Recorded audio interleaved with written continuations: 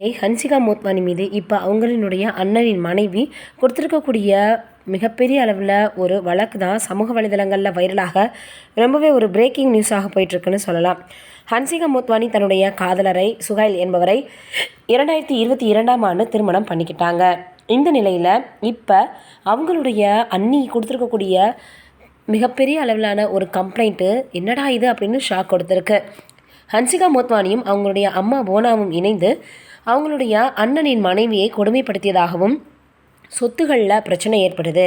அதே போல் ஹன்சிகா மற்றும் அவங்களுடைய அம்மாவால் தான் எங்களுடைய இல்லற வாழ்க்கை பாதிக்கப்பட்டிருக்கு. இப்போ டிவோர்ஸ் வரைக்கும் போயிருக்கு. இவங்க மிகப்பெரிய அளவில் விலை மதிப்புள்ள பொருள்களை எல்லாம் என்கிட்ட ஹன்சிகாவும் அவங்க அம்மாவும் கேட்குறாங்க அப்படின்னு இப்போ வழக்கு பதிவு செஞ்சுருக்கிறாங்களாம். 4 வழக்குகளின் அடிப்படையில் ஹன்சிகா மீது இப்போ புகார் அளிக்கப்பட்டிருக்கு அப்படின்ற செய்திகள் வெளியாகிருக்கு.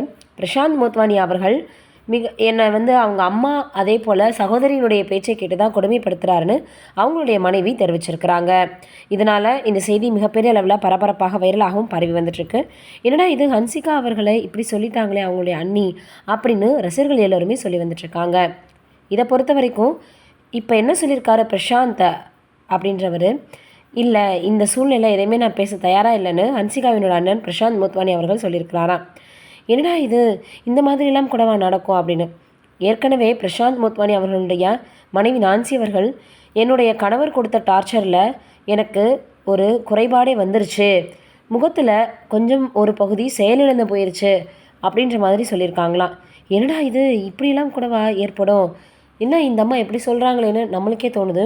இது எந்த அளவுக்கு உண்மை அப்படின்றது தெரியல. ஆனால் இப்போ 4 பிரிவுகளின் கீழே ஹன்சிகா, அவருடைய அம்மா மற்றும் அவங்களுடைய அண்ணன் 3 பேரின் பேரில் இப்போ வழக்கு பதிவு செய்யப்பட்டிருக்கு அப்படின்ற செய்திகள் மட்டும் உறுதியாகி இருக்கு. இதனால் அடுத்து என்ன நடக்க போகுது, ஹன்சிகாவை கைது செய்ய போகிறாங்களா அப்படின்னு தேவையில்லாத கமெண்ட்களை எல்லாம் சமூக வலைதளங்களில் போட்டு வந்துட்டுருக்காங்க. நீங்கள் என்ன நினைக்கிறீங்கன்னு கமெண்ட்டில் சொல்லுங்கள்.